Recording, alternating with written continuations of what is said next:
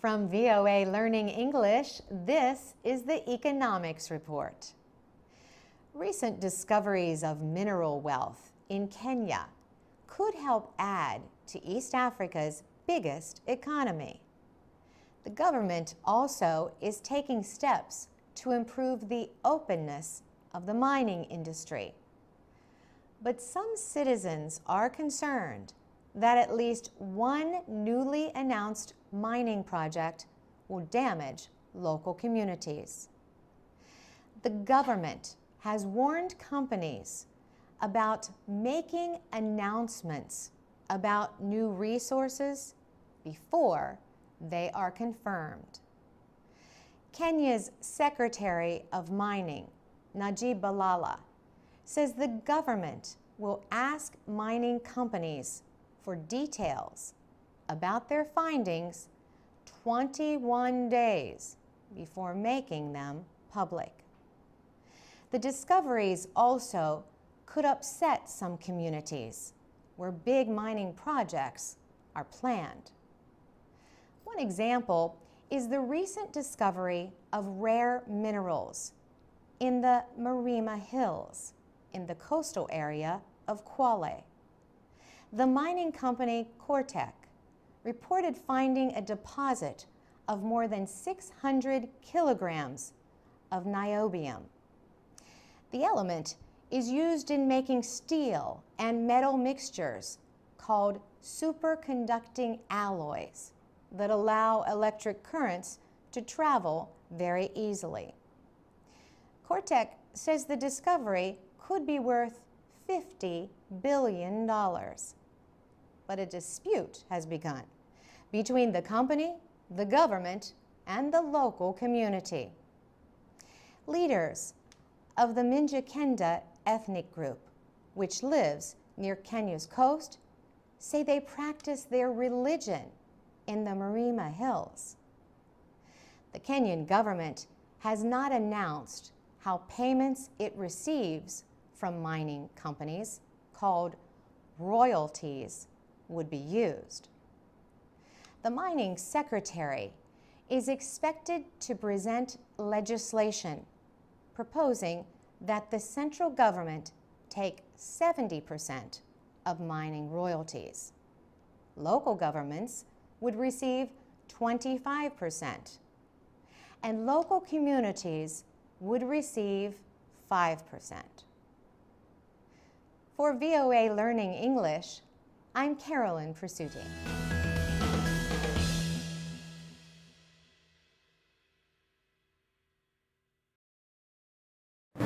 This is the VOA Special English Economics Report. The United States, the European Union, and Japan have called for talks with China under the dispute settlement system of the World Trade Organization. They want to discuss China's export limits on rare earth metals and 2 other minerals. WTO rules give talks 60 days to work. If they do not settle the dispute, a WTO panel can then be requested to help reach a settlement. Rare earth metals are used in the manufacture of almost every high-technology device, from mobile phones and computers to batteries for electric cars, and demand is only growing. China says it follows WTO rules in exporting the minerals. In 2010, China mined about 130,000 metric tons of rare earth metals. That was about 97% of world production. But information from China's government and the United States Geological Survey shows that China has reduced its export limits sharply in the past 2 years. Critics say this unfairly helps Chinese companies in the production of high-technology products. And they say it is a violation of World Trade Organization rules. President Obama explained why the United States was involved in the case. He said American manufacturers use rare earth materials to make high-tech products like advanced batteries. We want our companies building those products right here in America, he said. To do that, they need access to materials that China supplies. In the president's words, if China would simply let the market work on its own, we'd have no objections. But he said Chinese policies go against the very rules that China agreed to follow. China says it has restricted rare earth exports to meet needs at home. And it says its policy helps limit the environmental damage caused by overmining. China now faces a slowing economy. In February, the nation had its biggest trade deficit in 10 years. Experts expect China's central bank to increase the money supply to aid economic growth. At the same time, inflation remains a threat. On March 14th, Premier Wen Jiabao discussed the need for reform. China, in his words, must continue to strike a balance between maintaining steady and robust economic development, making economic structural adjustments, and managing inflationary expectations. For VOA Special English, I'm Alex Villarreal. Get more business news and learn English at voaspecialenglish.com. I'm Mario Ritter with the VOA Special English Economics Report. Food prices are at their highest level since the United Nations Food and Agriculture Organization began keeping records in 1990. The causes include bad weather and growing demand. Some experts also blame the use of food crops to make fuel. But higher food prices are not always the result of limited supplies. Coffee prices have jumped almost 50% in 6 months. Prices have reached a 13-year high. Yet growers expect their current crop to be almost 10% bigger than the last one. J.M. Smucker is an American company known for its jellies and fruit spreads. But Smucker also owns Folgers, America's top-selling packaged coffee. And it owns Dunkin' Donuts, which sells coffee to wash down the donuts at its stores. In February, Smucker said it would raise the prices of its coffee products by an average of 10%. It said the increase is driven by the higher prices for coffee beans. Experts say coffee prices are rising mainly because people are willing to pay more.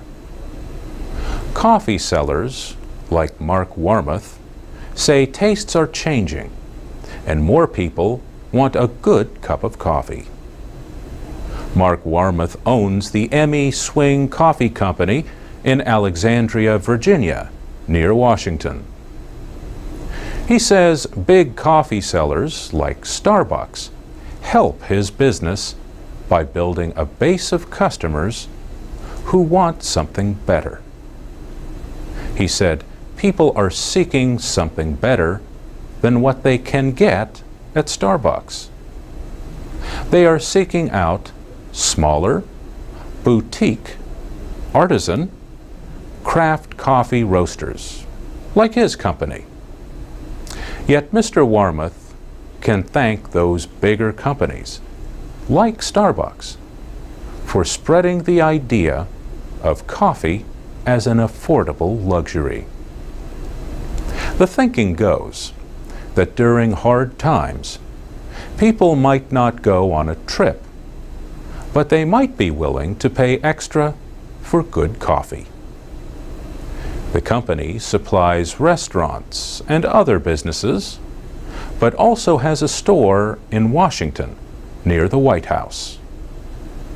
Customers pay $13 for less than half a kilogram of beans, about double the price of other brands. Greater demand for high-quality coffee has helped drive coffee prices higher. That includes greater demand among Brazilians. Brazil is the world's largest exporter of coffee. People in India are also drinking more coffee. Starbucks just announced plans to enter that market in a deal with India's Tata Coffee Company.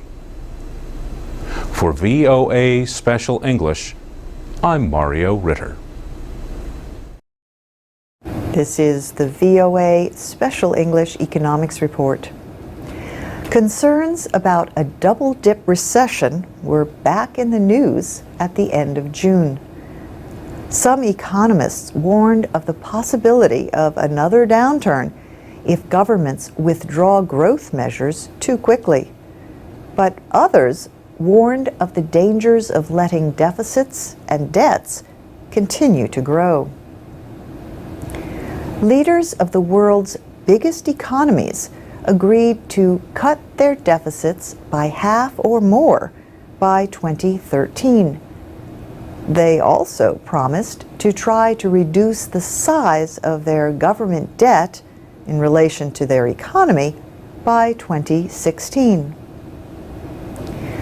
Western countries have not faced such high debt levels in 60 years. Leaders like President Obama, however, argue that the recession would have been much worse without the spending. At the close of the Group of 20 summit in Toronto, Canada, the president noted moves in Europe to cut government spending. He said, "A number of our European partners are making difficult decisions. But we must recognize that our fiscal health tomorrow will rest in no small measure on our ability to create jobs and growth today." In the United States, stocks have been falling since April on concerns about the recovery. At the end of June, a business research group reported a drop in consumer confidence after 3 months of gains. The conference board said more Americans believed business conditions were bad and that jobs were hard to get. New jobless claims rose in the latest government report. Still, employment expert John Challenger says his findings suggest that the nation's employers are not expecting a double-dip recession. He points to a big drop in the number of planned job cuts announced by employers over the past 6 months. Even so, other reports showed big drops in housing sales in May. That followed the end of a homebuyer's tax credit. Congress voted to extend the credit to the end of September, but only for people who signed a deal by April 30th. The House of Representatives passed a major bill to rewrite financial rules and add consumer protections.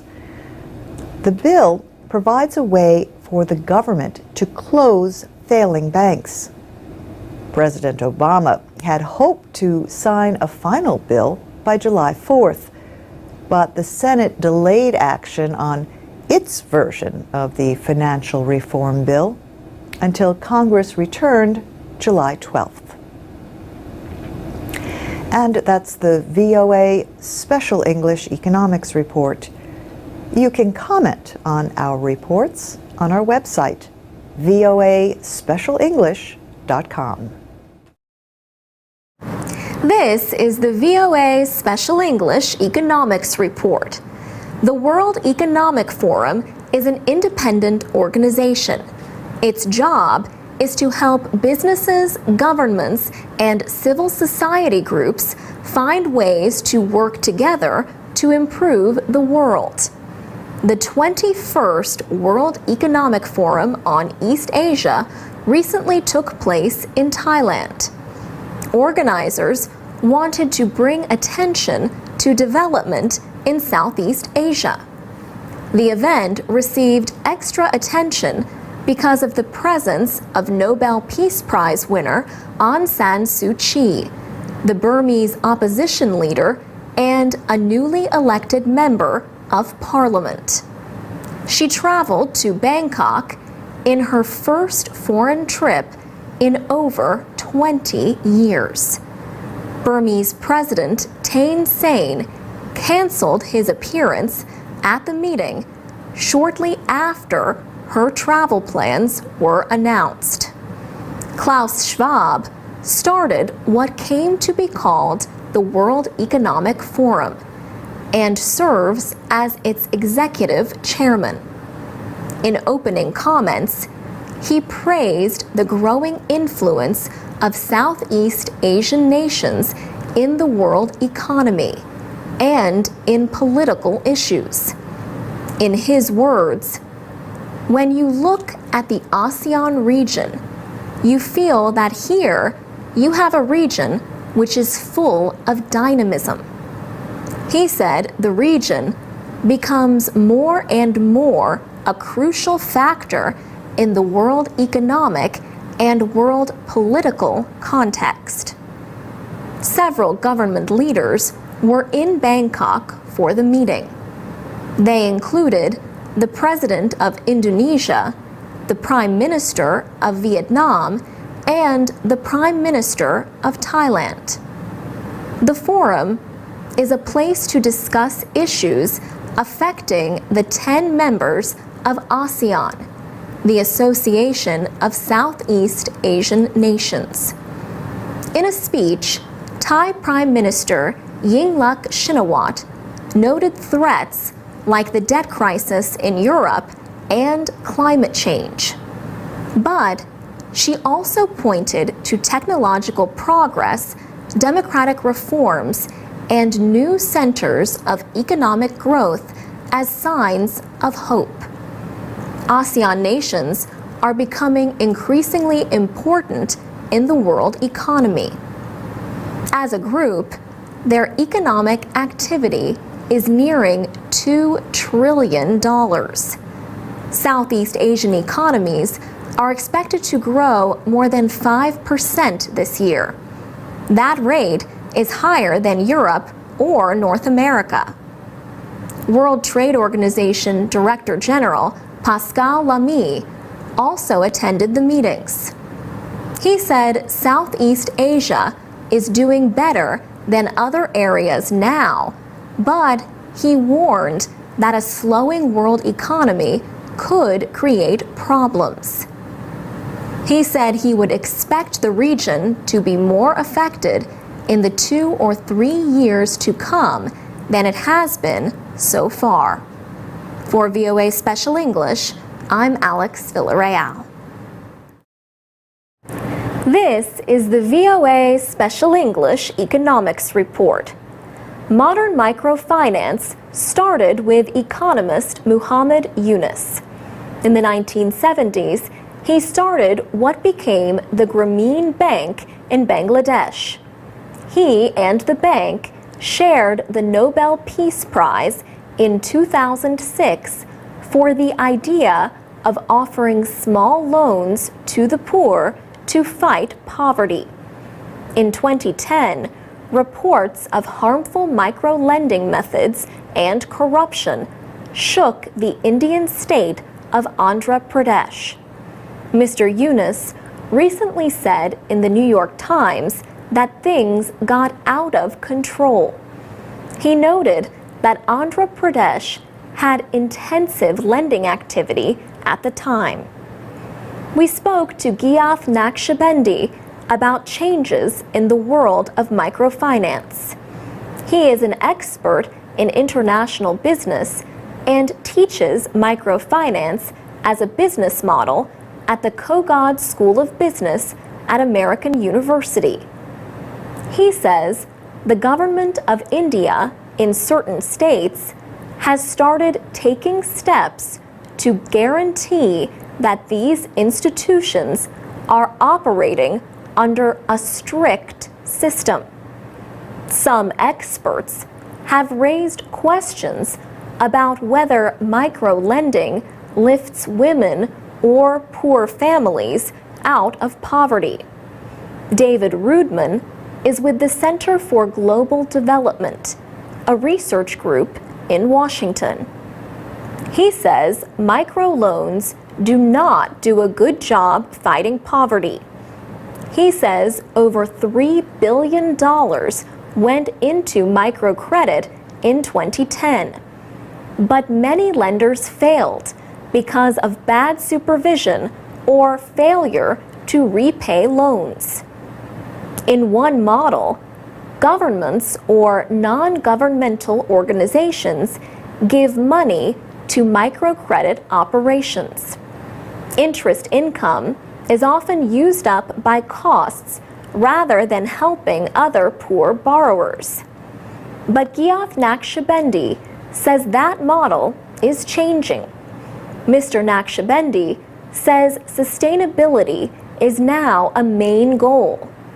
He says there has been a move in the last 5 or 6 years to find ways and means by which make these operations sustainable. In his words, sustainable means simply that, yes, we are going to rely on donations, but in the meantime, we are going to encourage these borrowers to save some of their money. Money from savings can then be used for new loans. Mr. Naqshbendi says private equity companies are looking closely at microfinance as an investment. New models are being developed to offer more than business loans. For example, educational loans and health insurance loans. For VOA Special English, I'm Alex Villarreal. For more business news for people learning English, go to voaspecialenglish.com.